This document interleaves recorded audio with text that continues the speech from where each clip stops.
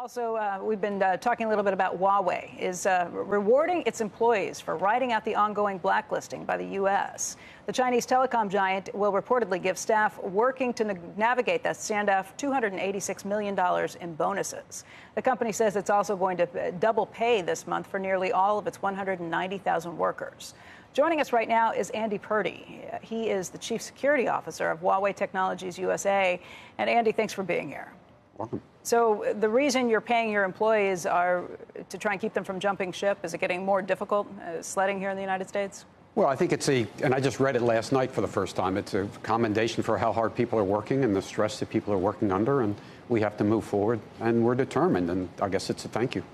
The FCC really doubled down last week on their concerns about Huawei. They are now saying that they're not going to loan money to any of the telecom companies, especially the rural ones, who in the past have taken that money and gone ahead and used Huawei and ZTE equipment. They're now saying not only will they not give them money for additional equipment, there's a very good chance that they'd like to see them rip out the existing Huawei and ZTE equipment because they think it places a security threat. What's your response to that? Well, this is one of the two ways that the U.S. government actions against Huawei are hurting American jobs unnecessarily. There are ways to address the risk to our customers. The customers have proposed it to the government, and we're happy to talk with the government about effective measures that can be implemented, the kind that allowed Nokia and Ericsson to do business in the United States despite their deep ties to China. Ajit Pai, the chairman of the FCC, has targeted these two companies along with some other Chinese companies. He said that the problem is that any Chinese company would be forced to cooperate with the Chinese government if they were asked to do so, and they would not be allowed to tell their customers they were doing that. What do you say to that accusation? Well, as Henry Kissinger once said, even paranoids have enemies. So it's a complex situation. But the fact is, look at what the European Union is doing. Look at what Germany is doing.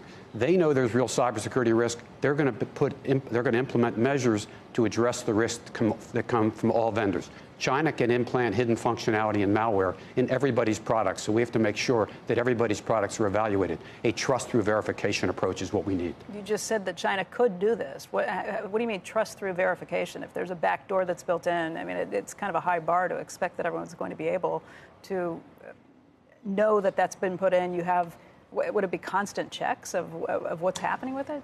Well, that's why you have the kind of testing mechanisms that the BSI, the agency in Germany, is studying, the European Union Security Group is studying. There are mechanisms, as the former principal deputy to our director of national intelligence said, backdoors, I can test for those. They can be tested. And all updates can go through the independent evaluation process. That's how we make sure that Huawei products aren't bad. That's how we make sure Ericsson and Nokia products haven't been infiltrated. But by your own admission, if these backdoors can be forced to be putting in, I mean, I can understand why some U.S. regulators, some officials would say, forget it, it's not worth the risk. But the fact is, our competitors have the same risk. China and 4 other nations in the world have the capability to virtually implant hidden functionality and backdoors in everybody's products. So let's not be distracted by China or Huawei. To be safe, we have to evaluate everybody's products. I guess you could say that our relationship with China is more frayed than it is with those other nations right now. Well, Nokia and Ericsson do tremendous activities in China. Nokia has a joint venture with Shanghai Bell, owned by the Chinese government. Close connections on the ground where China could theoretically implant hidden functionality. So they're not different in that sense. And so we need to take the measures, as the former head of public safety and communications for the FCC said, Admiral Simpson, we can't be distracted. We have to make sure we're safe. We have to evaluate Nokia, Ericsson, and Huawei products the same. But, Andy, you're a spokesperson for the company, and it's hardly a rousing defense when your defense is, yeah, they can make us do it, and they can make everybody else do it, too. No, the defense is that we need to learn the lessons from kinetic warfare like the 75th anniversary of D-Day. In cyberspace, we need to be ready as a nation and our allies so that we can address the risk to us and our allies. We, as the last great bulwark of freedom and human rights, we have to implement these measures relative to everybody's products and relative to the telecom and mobile operators. That's what's necessary, regardless of where the companies are headquartered, regardless of where the products are manufactured. Andy, setting aside the security risks, I think one of the reasons why you're having such a difficult time here in the U.S. We talk to CEOs all the time, and they complain about the forced technology transfers and the unlevel playing field for these, let's say, American companies to go compete directly in China. And so I think there's a lot of viewers and business people who would say, Well, that's probably a good thing that Huawei is having difficulty in the U.S. because we have an extremely difficult time in China. Well, as you know, that's one of the primary agenda items for the Trump administration in the trade talks, forced technology transfer, and the concern that China is not a rule of law nation. We do see in the last 2 years that China is making steps toward. I'm only saying steps toward. I'm not saying it's implemented. They've implemented additional protections for intellectual property. They've created a court, appellate court for intellectual property. They've lightened the restrictions on forced technology transfer.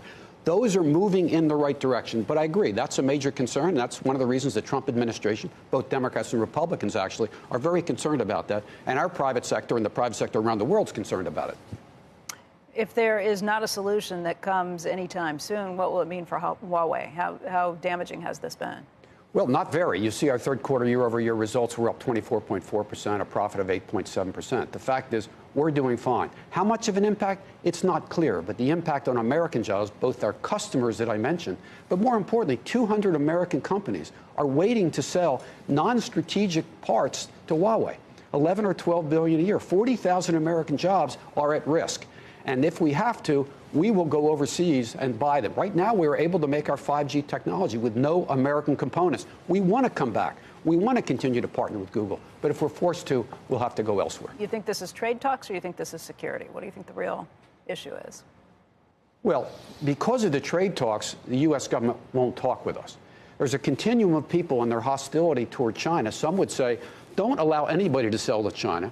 Don't allow anybody to sell to Huawei. Because in terms of the competitive battle, economic superiority is critical to military superiority. So they want to try to hurt China.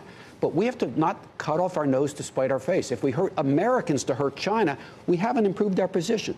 We need an industrial policy to figure out whether and how we want to compete in 5G and 6G. What are the innovations that are most necessary to make America maintain its leadership in the world? Andy, I want to thank you for your time today. You're welcome.